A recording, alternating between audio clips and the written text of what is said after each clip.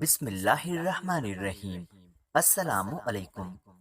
آج ہم آپ کو حضرت سلیمان علیہ السلام کی زندگی میں پیش آنے والا اور ایمان کو تازہ کرنے والا واقعہ بیان کریں گے۔ ایک دفعہ حضرت سلیمان علیہ السلام نہر کے کنارے بیٹھے ہوئے تھے کہ ان کی نظر ایک چیونٹی پر پڑی جو گیہوں کا ایک دانہ لے کر نہر کی طرف جا رہی تھی۔ حضرت سلیمان علیہ السلام اس کو بہت غور سے دیکھنے لگے۔ جب چونٹی نہر کے قریب پہنچی تو اچانک ایک مینڈک نے پانی سے اپنا سر نکالا اور اپنا منہ کھولا تو چونٹی اپنے دانے کے ساتھ اس کے منہ میں چلی گئی۔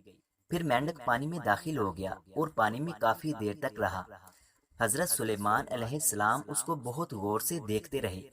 ذرا ہی دیر میں مینڈک پانی سے نکلا اور اپنا منہ کھولا تو چونٹی باہر نکلی، البتہ اب اس کے منہ میں دانہ نہیں تھا۔ حضرت سلیمان علیہ السلام نے چونٹی کو بلا کر پوچھا کہ یہ کیا ماجرا تھا اور تو کہاں گئی تھی؟ چونٹی نے بتایا کہ اے اللہ کے نبی، آپ جو نہر کی تہہ میں ایک بڑا کھوکھلا پتھر دیکھ رہے ہیں، اس کے اندر بہت سے اندھے کیڑے مکوڑے ہیں۔ اللہ تعالیٰ نے ان کو وہاں پر پیدا کیا ہے اور وہ وہاں سے روزی تلاش کرنے کے لیے نہیں نکل سکتے، اس لیے اللہ تعالیٰ نے مجھے ان کی روزی کا وکیل بنایا ہے۔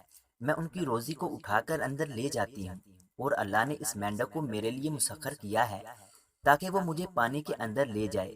مینڈک کے منہ میں ہونے کی وجہ سے پانی مجھے نقصان نہیں پہنچا سکتا، کیونکہ مینڈک اپنا منہ بند پتھر کے سوراخ کے سامنے کھول دیتا ہے اور میں اس میں داخل ہو جاتی ہوں۔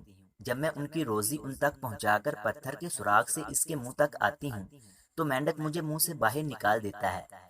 چونٹی کی یہ بات سن کر حضرت سلیمان علیہ السلام نے فرمایا، کیا تو نے ان کیڑوں کی کسی تسبیح کو سنا؟ چونٹی نے بتایا، ہاں وہ سب کہتے ہیں، اے وہ ذات جو مجھے اس گہرے پانی کے اندر بھی نہیں بھولتا۔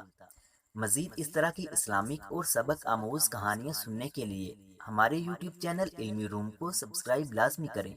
ملتے ہیں اگلی ویڈیو میں، تب تک کے لیے اللہ حافظ، اپنا خیال رکھیے گا۔